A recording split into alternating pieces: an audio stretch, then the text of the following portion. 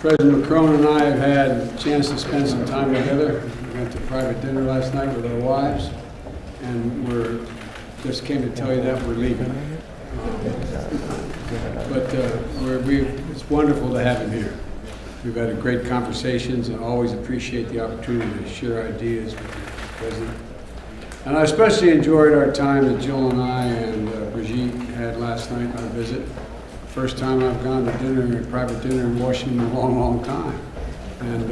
But I had the protection of the French government. But all kidding aside, France is one of our strongest partners, and historically, one of our strongest partners and our most capable allies. And Manuel has also become a friend, in addition to being president of that great country. And we share the same values, and will remain a core common agenda that we address all challenges together. And occasionally we have some slight differences, but never in a fundamental way, so thus far, at least as long as I've been in Washington, and that's been more than a couple of years. Today, we reaffirm that France and the United States, together with all our NATO allies and European Union and G7, stand as strong as ever against Russia's brutal war against Ukraine. We talked a lot about that in our bilateral meeting. And we'll continue the strong support to the people of Ukraine as they defend their homes and their families and their sovereignty and territorial integrity against Russian aggression, which has been incredibly brutal. I knew Russia was, but I didn't anticipate them being as brutal as they have been, what they've been doing. Many of the reporters in this room have been there themselves and covered from there, and they know what it's like. Today, we reaffirm that, as I said, we're going to stand together against this brutality. And we'll continue the strong support for the Ukrainian people as they defend their homes and their families and their nurseries, their hospitals, their sovereignty and their integrity, and against Russian aggression. I want to thank you, Mr. President, for welcoming that the people of France have given to over 100,000 Ukrainian refugees. It's a mark of who you are as a people.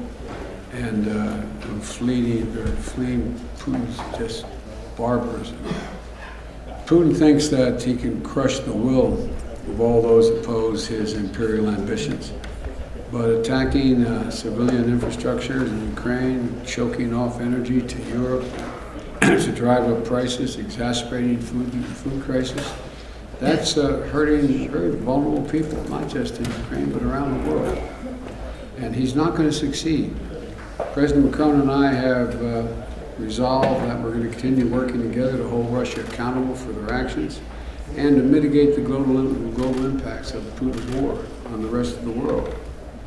The United States is helping Europe diversify away from Russian natural gas in the immediate term, while accelerating our clean energy transitions, and we're going to continue working in close partnership with Europe as we move forward. I welcome the progress we've already made in many of these issues through the US-EU Task Force on Energy Security. And today, we also committed to deepening cooperation between France and the United States on civil nuclear energy through our bilateral clean energy partnership. Around the world, France and the United States are working to strengthen stability and security. We share the vision, the same vision in the Indo-Pacific. We're looking for one Indo-Pacific that's free and open, prosperous and secure. And we're going to continue to strengthen our cooperation to defend core international principles in the Indo-Pacific, including freedom of navigation and freedom of overflight. We're working together to support the Middle East that is more integrated, peaceful, and prosperous. And we want to particularly thank President Macron for his efforts to help bring about the historic maritime boundaries agreement between Israel and Lebanon. We also stand with the people of Iran. And then the French and the United States are working together and hold accountable those responsible for the human rights abuses to counter Iran's support for the Russia's war and to ensure that Iran does not ever acquire a nuclear weapon. And as we in the United States are looking forward to hosting the upcoming U.S.-African Leaders Summit, President Macron and I understand Africa's influence and importance, and he has much to add. France has much to add. We're also going to deepen our engagement, listening to and working with our African partners to help strengthen the governance and security and economic opportunities across the continent and to tackle the global challenges of our time.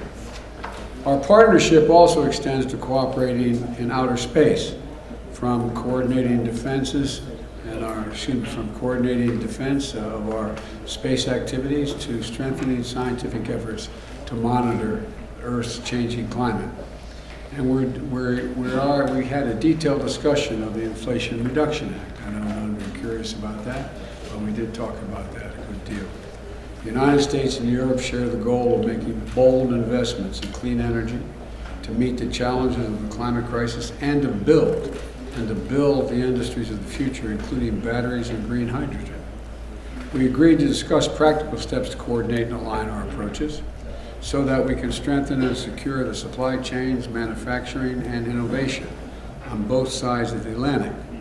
We ask our teams to follow up on this part as ongoing U.S.-EU consultation continues, because we can work out some of the differences that exist, I'm confident. France and the United States are also leading efforts to strengthen the global health and global health security. President Macron visits falls on the World AIDS Day. And I want to particularly highlight our joint effort to reach our goal of ending the AIDS epidemic by 2030. That is a goal we set, a goal we're going to accomplish, and a goal we're sticking with. And to do it, we have all the tools we need. We just have to make finishing this fight a top priority for not just the two of us, but for other nations as well. And that's why I'm proud to take the baton from you, President Macron, and host the Global Fund's 7th Replenishment Conference this year, building on France's strong record of leadership. We've raised $15.7 billion with the United States and France as the two largest contributors to the Global Fund, and it's going to save millions, literally millions of lives. If I listed all the areas where cooperation between France and the United States we're delivering meaningful progress, we'd be here until dinner time. But so let me just close by highlighting our long-term investment to deepen the ties between our people, particularly the U.S.-French Fulbright program, which celebrates its 75th anniversary and has facilitated thousands of exchanges between our students, our educators, over the last decades. It's been critical to our relationship. It's a key part of ensuring that the future of this vital alliance remains strong and vibrant for generations to come. So Emmanuel, thank you again for all that our nations are doing together in cooperation. My administration has built our foreign policy around the strength of our alliances, and France is the very heart of that commitment. So merci, my friend, and I look forward to continuing to work with you. And as I used to say in a body I worked in a long time, in the United States Senate, the floor is yours. Merci, Monsieur le Président. Monsieur le Président, merci. Thank you, Mr. President. Mr. President, dear Joe, thank you ever so much for these words that very much reflect the discussions we just had. But most importantly, thank you very much for your warm welcome. And indeed, together with my wife, Brigitte, we're very pleased to share this moment together with you and your spouse last night. And let me tell you how honored and moved we are, both my delegation and myself, to be here, invited by you on the occasion of this first state visit by your administration. And regarding this relationship, we said it this morning, and you just said it again, this heritage is based on life sacrifice, on so much, and I would like to say that over centuries, every time there was something vital at stake, we were there, one for the other, without any doubt, without any hesitation. And this is very much what should structure the rest of it. It is this spirit that is prevailing in the current circumstances since last February. And I did not repeat what President Biden perfectly described. And dear Joe, indeed, you very much describe what we're doing together in Ukraine. We clearly condemn this war immediately. We led all the diplomatic actions to condemn this war the war crimes committed by Russia on the Ukrainian soil, and we support both the Ukrainian army that is resisting, the Ukrainian population resisting as well. And please allow me here to very much thank the United States of America for all the support provided, because this war is impacting the European soil even more directly, and you've chosen to invest so much to contribute to this joint effort. In this context, our discussion this morning was an opportunity to confirm the initiatives we will be taking once again in the coming weeks and months to keep supporting, to strengthen our support to the Ukrainian troops and to enable them to resist. We also agreed to continue to work together to support the Ukrainian people, to help them resist, because we can very well see today that the Russian war effort is very much targeting the civilian infrastructure, bringing even more violence to try and make the Ukrainian people desperate and make it impossible for them to survive this winter. This is the reason why we decided to organize on the 13th of December a conference to support Ukraine, and very much would like to thank you for the close cooperation in preparing for that event. And we're working in close cooperation with President Zelensky based on his 10-point plan that he proposed, and I also would like to take this opportunity to commend the efforts of President Zelensky to try and find a way, a path to peace while leading this heroic resistance they've been organizing for 10 months. We always agreed, help Ukraine resist, never give up on anything in the UN Charter, prevent any risk of escalation of this conflict, and make sure that when the time comes, on the basis of conditions to be set by Ukrainians themselves, help build peace. And I believe your positions being so clear, it is something important to us, because we're both working for sustainable peace. We also talked about the direct and indirect consequences of this war, including on food security and energy security for the entire planet. And our joint initiatives within the G20, the G7, very much go in that direction. And we also recall this morning all of that, all we're doing to try and help all countries to weather the consequences of the conflict on their economies. This morning we also had an excellent discussion on the IRA and the recent pieces of legislation adopted by the American administration. And like President Biden just said, we agreed to resynchronize our approaches or agendas in order to invest in critical emerging industries, semiconductors, batteries, hydrogen, everything that is absolutely decisive, because as a matter of fact, we share the same vision and the same willingness.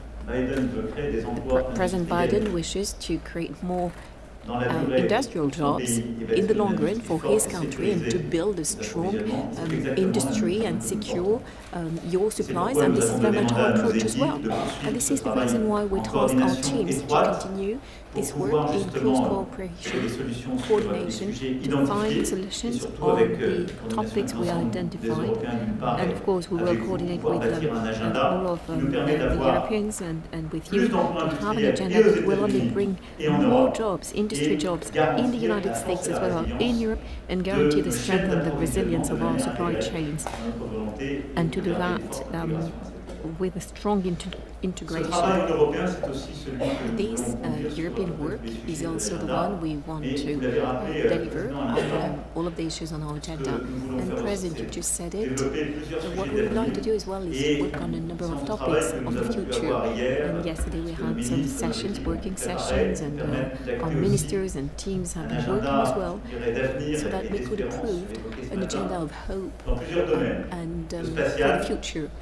Like I said this morning, in the space industry, research, exploration, but as well the industry of the future, civil nuclear industry, here again with some common research projects, in particular on the most advanced technique. because I believe I can say on behalf of both of us that the civil nuclear industry is very much part of the energy mix in which we believe in, that will not only bring jobs but enables us as well to have a secure supply and to meet our climate objectives. We also talked about the quantum issues with a number of stakeholders, innovation, and here's where our delegations are here to illustrate the work that is taking place so that we can deliver on that common agenda. Lastly, we also have all of our commitments on the major international challenges which are very much, I would say, feeding our relationship as well. And I can only tell you once again how pleased we were with your choices that very much match your history and your campaign commitments. The fact that you're back on major international challenges such as health and climate, it is really a new deal. We've been resisting for a number of years and now we're being able to re-engage with you. And on this day of World AIDS Day, as well, we are very much continuing to work to deliver by 2030. And I would like to say how much has been achieved by both our countries, which are major contributors to the global fund, to deal with, of course, eradicate AIDS, but also malaria and a number of other diseases for the benefit of the most fragile population. And the same goes in our relationship when we're doing everything we can to deal with climate change and biodiversity. Of course, we want more innovation, we want to promote solutions on climate change, but we also very concretely acknowledge a number of initiatives in this respect on the occasion of this state visit. It is about finding a new financing means for the most fragile countries, emerging countries, to support them on both development and climate change. And in this respect, you will play a key role in the summit nouveaux partenariats entre le Nord et le Sud qui s'inscrivent pleinement d'abord dans la logique de ce que nous avons fait ensemble pour réallouer plus de moyens vers les pays du Sud, mais aussi de l'agenda de réforme de nos institutions multilatérales financières qui est indispensable pour réussir cet objectif, en particulier réforme de la Banque mondiale et amélioration de nos instruments financiers existants. Et puis en matière de biodiversité, nous avons eu l'occasion hier de parler avec le caucus compétent, biodiversity, we had this lunch yesterday with reprises ensemble relevant notre caucus. volonté et là aussi d'avoir un agenda extrêmement ambitieux et en particulier nous œuvrerons ensemble pour préparer le One Forest Summit qui se tiendra sur le sol africain, Gabon, semaine prochaine. Ce sujet étant aussi au cœur de ce que vous voulez soulever avec les États accueilleraient. Donc là aussi, sur ce volet, il y a une forte convergence entre nous. Et enfin, nous continuerons d'être engagés ensemble dans la lutte contre le terrorisme et pour la paix. En étant à vos côtés, j'ai évidemment une soldats qui sont tombés en Afghanistan en Proche-Moyen-Orient en Soldiers who fell in Afghanistan and the Middle East and Africa over the past few years to fight for de ces régions du monde the security of these regions of the world and of all countries. And here again, please allow me to say once again that we're committed within our international coalition in the Middle East through our military action, and we will continue to do so because this fight is not over yet, and it is important to remind all of our allies and partners that we need to continue to work to fight terrorism in the Middle East and the Near East. And I would like to thank you for all your very valuable support over the past few years for the fight against terror, including in the Sahel and Africa. And that enabled us to have some very concrete results, including over the past few weeks. And we'll continue to work together. I could carry on during the entire afternoon. We could talk about the Indo-Pacific, the way particularly we're reorganizing our presence in the Indian Ocean. To put things right, dear Joe, you elegantly L'accord qui a thank été France trouvé for entre Israël et le Liban. the role we played in the historical agreement between Nous avons fait Israel and le maximum pour Lebanon. aider à We did finaliser. our Je utmost crois même que l'honnêteté nous permet de to dire finalize que the accord, essentiellement, but il y avait let me be honest, I think most Donc of je pense the que work dans ce was moment, yours. c'était un travail So essentiel. I think Et je veux it was particulièrement vous en remercier pour le the Liban work qui of nous the est si utmost cher importance, et and qui avait besoin de Lebanon is cet so accord dear to us, and au-delà they des needed sujets qui this sont au cœur de accord l'agenda libanais pour les prochaines semaines et les in prochains the mois. context of Voilà, mesdames et everything messieurs, ce que je that souhaitais is dire still on the agenda pour for finir. Lebanon in the coming weeks and months. Je souhaitais vraiment Ladies remercier and le gentlemen, président I very Joe much Biden parce meant que to ce qu'il a thank dit, President je Biden peux le dire à son endroit. because Ce n'est pas what simplement he un said, dirigeant I can avec say lequel it as nous well. partageons You're not valeurs, just a leader with whom we share many values, many des battles. discussions très franches et You're très someone directes, with whom we are having some very engagées sur frank tous and les sujets. respectful C'est aussi discussions devenu un on ami any topic, et je and tenais à te remercier we pour also became l'accueil friends. qui nous est fait, So l'honneur qui nous est fait, thank you ever so mais much surtout for this warm welcome l'importance dans ce and moment for the de pouvoir passer du importance temps of ensemble et being prendre des able to décisions pour spend notre some avenir time commun. together Merci now. infiniment. So important for our joint future. Thank you. Well, thank you, Manuel. I began to refer to you privately as my closer. That deal with Lebanon and Israel, we did negotiate, but we needed a closer to get the job done, and you did it. Thank you very much. All right, we're going to take, we're each going to call on two people, a total of two people, total of four all, total. And the first questioner is going to be from AFP, Miss End. Thank you, Mr. President. I would have a question for you and one for the French President, if I may. To you first, you now say that you're going to better coordinate, especially your green economic policies. But yesterday, Emmanuel Macron said that the Inflation Reduction Act is in fact super aggressive, I quote, for European companies. Does it mean that you are ready to grant exceptions, exemptions or derogations to European industries? And now my question to you, Monsieur le Président. Est-ce que vous allez repartir de Washington avec l'assurance que Mr. President, will you leave Washington with the assurance aux industries européennes pour faire face aux subventions massives qui ont été votées ici? that Et plus généralement, vous avez dit hier que you will be able to deal with these massive subventions? Joe Biden faisait courir le risque de fragmenter l'Occident. Est-ce qu'en faisant de The tels journalist propos, doesn't have a ce n'est pas microphone. vous qui, d'une certaine manière, risquez de créer des divisions? So you think there's a risk of generating divisions? I'll answer the last question since I didn't hear any of it. I didn't understand a word of it, so I'll answer it. I will take care of it. No, look, the United States makes no apology, and I make no apology since I wrote it for the legislation you're talking about. But there are occasions when you write a massive piece of legislation, and that has almost $368 billion for the largest investment in climate change on all of history. And so there's obviously going to be glitches in it and need to reconcile changes in it. For example, there's a provision in it that says that there is an exception for anyone who has a free trade agreement with us.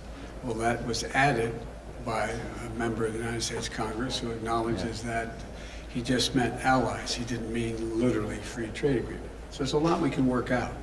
But the essence of it is we're going to make sure that the United States continues, and just as I hope Europe will be able to continue, not to have to rely on anybody else's supply chain. We are our own supply chain, and we share that with Europe and all of our allies, and they will in fact have the opportunity to do the same thing.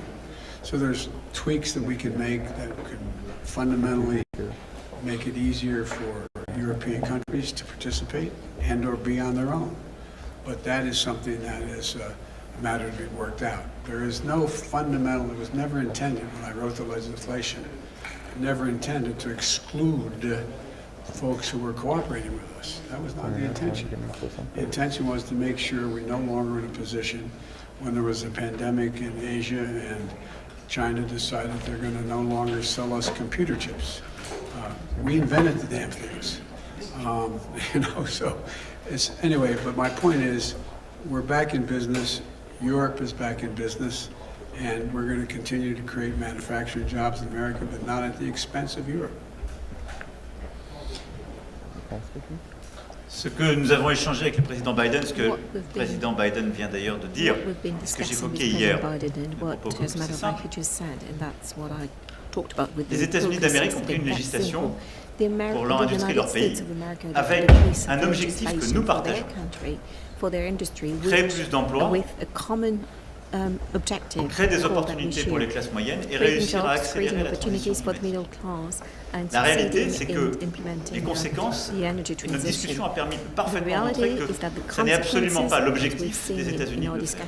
Mais une des conséquences de cette législation est que sur se développer sur le continent européen, l'écart de subvention est tel que ces projets risquent de tomber. Ça n'est pas l'intention du président Biden. J'ai pu hier d'ailleurs discuter avec plusieurs sénateurs et représentants du Congrès. Ils m'ont assuré que ça n'était pas non plus leur intention. Et donc, la France n'est pas venue ici demander en quelque sorte pour son économie telle ou telle exception. On est venu partager la manière dont nous vivions les conséquences de cette réglementation et à un moment où, au fond, l'actualité, nous sommes d'agir encore plus de manière concertée ensemble face aux défis mondiaux, de resynchroniser, comme j'ai pu le dire, c'est-à-dire de trouver une dynamique positive nouvelle pour se dire, clarifier quels sont nos objectifs et comment agir ensemble. La discussion de ce matin pour moi a été parfaitement claire. J'ai senti d'ailleurs la même intention chez l'ensemble des membres du Sénat comme des représentants hier. La volonté du président Biden est de refaire ici une industrie forte et d'avoir, en quelque sorte, de sécuriser des solutions technologiques pour l'avenir. La France veut exactement la même chose pour elle.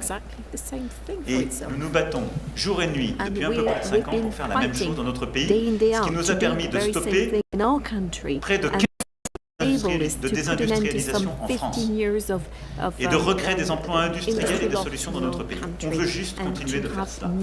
Et donc on va le faire ensemble, c'est pourquoi nous avons décidé, en lien avec les autres Européens, la Commission européenne, d'avoir un travail qui doit être un travail maintenant technique pour que, en quelque sorte, ces effets en domino pouvaient exister sur les projets qui étaient en train de se développer en Europe soient réglés. On veut réussir ensemble, pas l'un contre l'autre. Ça a été clair, c'est ce qui ressort de ce matin. Et c'est exactement la philosophie que je partage. C'est celle dont nous avons Bonjour messieurs les présidents, William Galibert pour la radio RTL. Pour compléter la question de ma collègue, monsieur Biden, en français on dit qu'il n'y a pas d'amour, qu'il n'y a que des preuves d'amour. Est-ce que vous avez l'impression que votre ami français repart entièrement rassuré, que vous avez rassuré sur les questions économiques vos alliés européens? Et puis, pourrait-on avoir quelques précisions supplémentaires? Est-ce que vous vous êtes fixé, monsieur Macron, des échéances précises pour ces discussions économiques, des secteurs précis sur lesquels vous attendez peut-être des aménagements des politiques économiques américaines? Pour être très clair, d'abord, nous avons un travail en européen qu'on va faire. C'est que sur les semi-conducteurs, l'hydrogène, les batteries, notre industrie, on va continuer d'avancer en européen. Et nous ne sommes pas là pour, en quelque sorte, demander des preuves d'amour. On était là pour se mettre d'accord sur une stratégie et clarifier les choses qui méritaient de l'être. Je considère que la discussion l'a fait. Maintenant, nous avons notre propre travail. On ne peut pas demander aux États-Unis d'Amérique de prendre une loi pour régler les problèmes de l'Europe. Donc nous, en Européens, on doit aller plus vite et plus fort pour avoir la même ambition et réussir justement à se mettre aussi en synchronie. Et de l'autre côté, nous avons clarifié aujourd'hui les choses. Il y a plusieurs déjà formes de discussion qui existent. Et c'est dans les prochaines semaines et les prochains mois que nous allons clarifier ça. Mais ça va assez vite, parce qu'en fait, nos projets sont en train de se développer.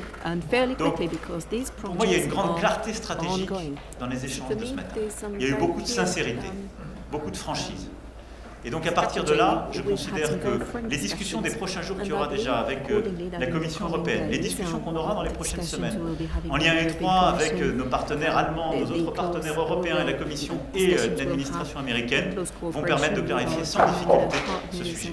Je repars confiant, mais aussi lucide sur ce qui est aussi à faire au niveau européen.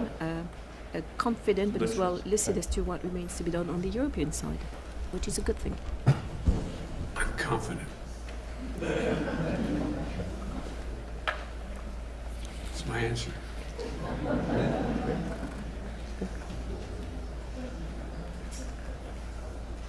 Okay, who's the next question? Got my list here. Is it my turn to call on someone? Right? Okay, how about NPR, Tom or Keith? Thank you, Mr. President. I have a domestic question for you, and then Mr. Macron, I have a question for you about Ukraine. But first, President Biden, do the freight rail workers deserve more than 1 day of paid sick leave, like millions of Americans have? And if so, why didn't you negotiate for that when you were helping to negotiate that contract that you now want Congress to oppose? I love you guys. I negotiated a contract no one else could negotiate. The only thing that was left out was whether or not it was paid leave. You know, I've been trying to get paid leave, not just for rail workers, but for everybody. But that other team, they're called the Republicans, they voted against it. They said we couldn't do it. We're one of the few nations in the world that don't have paid leave for our workers. And so what we're doing is we can't afford to have, and by the way, in the meantime, they got a 45% increase in salary, et cetera. There's a lot of good things that happen in that. And in fact, this shuts down over the question of 1 to 5 paid, or 7 or 9, or whatever the numbers would be negotiated, paid leave days. It's going to immediately cost 750,000 jobs and cause a recession. And so what I made it really clear is that what was negotiated was so much better than anything they ever had, that it's worth, and they all signed on to it, by the way. There are only 4 unions out of the 13 or 14 that didn't agree. So the majority at the time that I presented it, they asked me to do it, I presented it, they all signed on. Here's the story. It doesn't mean because we are going to pass this, God willing, by Friday, by the time, by the weekend, that I'm going to back off of paid leave. I make it really clear I'm going to continue to fight for paid leave for not only rail workers, but for all American workers. I imagine it may surprise some of our European friends that there's no paid leave in the United States of America. We're one of the few major countries in the world that don't have it. It's about time. And so that's the context in which this all took place. And labor signed on to it as well, as you recall, initially. There were 4 unions out of the, I think, 13 or 14 that didn't like it. But I think we're going to get it done, but not within this agreement. Not within this agreement. We're going to avoid the rail strike, keep the rails running, keep things moving, and we're going to go back and we're going to get paid leave, not just for rail workers, but for all workers. President Macron, here in the U.S., President Biden is asking Congress for $38 billion of additional funding for support for Ukraine. There's been some pushback from Republicans in Congress saying that they cannot continue to write a blank check. So do you have confidence that the United States will be able to continue supporting Ukraine's defense in the way it has over the past year, in the months going forward? And did you talk to President Biden about trying to urge Ukraine to negotiate to end this war, especially with winter bearing down and the effects on energy prices? Look, I do thank President Biden and his administration for the great commitment they had vis-à-vis Ukrainian people. And let me just say that our two nations are made of values and history.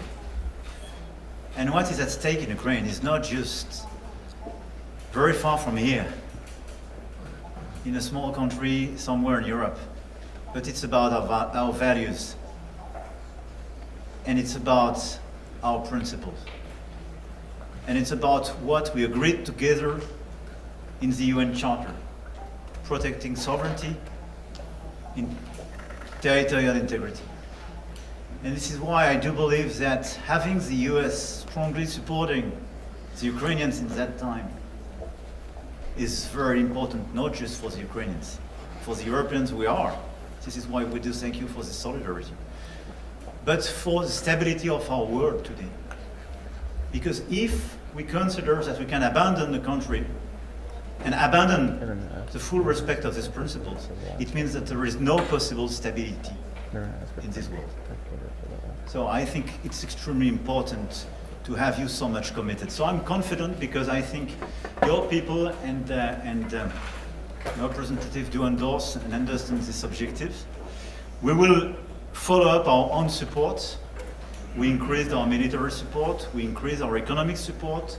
We are increasing our humanitarian support. And for the second question you raised, let me tell you that we will never urge the Ukrainians to make a compromise which will not be acceptable for them. Because they are so brave and they defend precisely their lives, their nation, and our principles. And because it will never build a sustainable peace. If we want a sustainable peace, we have to respect the Ukrainians to decide the moment and the conditions in which they will negotiate about their territory and their future.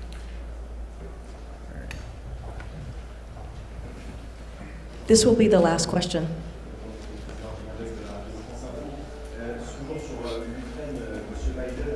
Emmanuel Macron doit s'entretenir dans les prochains jours, les prochaines semaines avec Vladimir Poutine.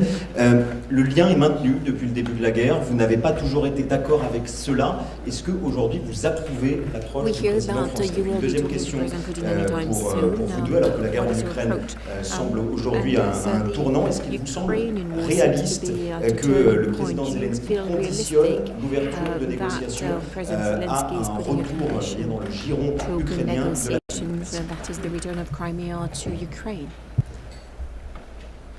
Look, there's one way for this war to end, a rational way.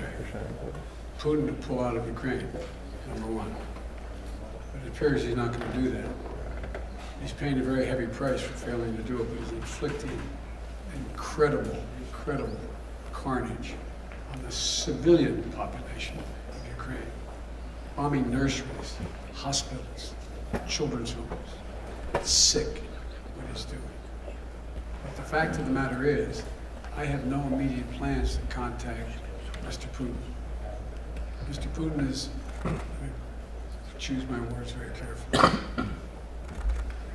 I'm prepared to speak with Mr. Putin if in fact there is an interest in him deciding he's looking for a way to end the war. He hasn't done that yet. If that's the case, in consultation with my French and my NATO friends, I'll be happy to sit down with Putin to see what he has in mind. He hasn't done that yet. In the meantime, I think it's absolutely critical what Emmanuel said. We must support the Ukrainian people. The idea that Putin is ever going to defeat Ukraine is beyond comprehension. Imagine them trying to occupy that country for the next 2, 5, 10, 20 years, if they could. He's miscalculated every single thing he initially calculated. He thought he'd be greeted with open arms by the Russian-speaking portions of the Ukrainian population. Go back and read his speech when he invaded, when I said they were going to invade, and they did when we said they were. Go back and read the speech he made. He talked about him with needing to be another Peter the Great. He talked about the need for the people that Kyiv is the mother lode of Russian identity in the beginning, et cetera, et cetera. He's just miscalculated across the board. And so the question is, what is his decision? How does he get himself out of the circumstance he's in? I'm prepared, if he's willing to talk, to find out what he's willing to do, but I'll only do it in consultation with my NATO allies. I'm not going to do it on my own. Thank you. Sur la question que vous posez et les préconditions, Regarding les your conditions qui sont question mises and the par le preconditions or président the conditions set ukrainien, by the Ukrainian je pense que ce qui est president, important I believe that pour nous what is tous de regarder, important for all of us to c'est qu'au look moment at même où l'Ukraine est en is train de that résister, de as subir des crimes de Ukraine guerre, is resisting, suffering from de subir des attaques war sur ses crimes, infrastructures civiles, attacks de on mener the des civilian contre-offensives, infrastructure, le leading président Zelensky a counter-offensive. proposé un plan de paix en 10 points. President Et je Zelensky pense que notre presented devoir, a c'est 10-point peace d'engager le plan. travail avec lui, parce qu'il y a So une we, vraie I volonté believe, very much need to de la continue part to des engage with Ukrainiens him because there is a genuine d'aller sur le willingness terrain on de behalf l'action. of Et nous le Ukraine reconnaissons et nous le saluons. to Et je peux discuss ici vous dire, these pour avoir matters, été pendant and we plusieurs acknowledge années it and we commend it. responsable du suivi de ce qu'on appelait le format Normandie For a number of et years, donc de I la was mise en in œuvre des accords charge de of Minsk. La monitoring dernière the réunion qu'il y a eu implementation of entre the le Minsk président agreements. Zelensky et le président The Poutine, elle latest, date, the last meeting c'est d'ailleurs la between seule, President Zelensky and de President décembre Putin, the only 2019. one, Et nous étions à cette époque avec la December chancelière Merkel. 2019, at the time Je I peux was vous with dire que j'ai Chancellor vu un Merkel. président And I can sincère qui tell voulait you that I discuter saw et négocier. a Et president le who président was Zelensky, sincere in depuis his son willingness élection to talk and to jusqu'au negotiate. mois de février And dernier, since he il was n'a eu de elected cesse de vouloir until négocier. May, Celui qui a décidé de President lancer une Zelensky guerre, was c'est very le much président willing to Poutine. talk and J'en ai été negotiate. The le one témoin direct, who wanted y to go compris to par le war, to déplacement que wage j'ai pu war faire was President Putin, and I en could say it by Russie myself, et en including Ukraine when au I début du mois de visited février. Russia. Donc il est and légitime Ukraine que le at the président beginning of Zelensky ait des February. So préconditions it's only legitimate that pour President négocier. Maintenant, nous Zelensky devons sets travailler some la substance de ce qui peut être conditions, à terme un accord de paix. talk. Et ensuite, c'est l'évolution des We need prochaines to work semaines et on des what prochains could mois be qui nous into dira le moment qui est le bon agreement. But it is for et le him choix to des tell us Ukrainiens. when the time comes and what the choices Une fois qu'on of a the dit ça, Ukrainians are. je continuerai en effet à Once parler au this président has Poutine been et d'ailleurs said, indeed, I will j'en ai entretenu continue ce to matin talk to avec President Putin, and as a président matter of fact, we Biden, talked about it this morning with parce President que Biden, nous because avons constamment essayé aussi d'éviter des escalades et d'obtenir des choses très concrètes. Et donc en particulier, j'aurai une discussion sur la question de la sûreté et de la sécurité des centrales nucléaires dans les zones contestées, en particulier celle de Zaporizhzhia, parce que je pense que le travail que la France mène depuis plusieurs mois, et d'ailleurs depuis le début du conflit, rappelez-vous, on l'a fait dès le mois de mars sur la centrale de Tchernobyl, en soutien du très bon travail fait par l'AIEA et son directeur général, M. Grossi, est important. Donc il faut continuer de faire cela et siéger. Continuons. Voilà. Merci beaucoup. Thank you so much. Ladies and gentlemen, distinguished guests, please remain in your seats until the official delegations have departed. So you have a message to the professors in China you put better on.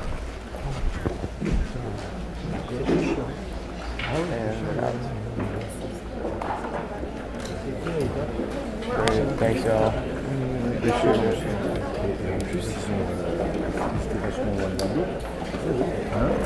it.